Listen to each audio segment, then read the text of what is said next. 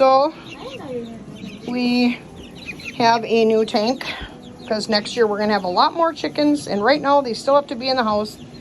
Someone suggested the press and seal on the brooder plate, so I'm going to give that a whirl. That'd be awesome if it works and you peel it off and you don't have to deal with all that poop on the brooder plate. Those are the barred rocks, the black and white. The brown is the speckled Sussexes.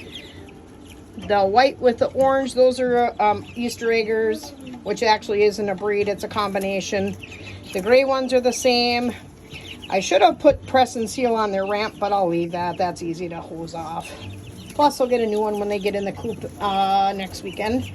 And I just noticed Country Line, I don't know what's up with this, on the side of the tank. Maybe my Uncle David can say what the heck's going on with that. These aren't cheap. But I did get a good sale. Maybe this is why, maybe they're whatever, but I'm not happy. I have a warranty on them, so I may have to have Howard bring it back. I don't know. Disappointing. I don't know what that's all about. Looks like crap on the seam line, but here's what it is.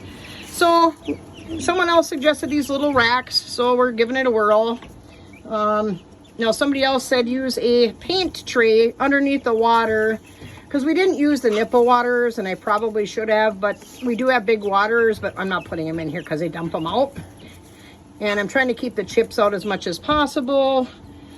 We'll see what happens with the food, because I can't put the water with the food because then they dump all that over, and I'm not doing that again. So we'll give this a whirl.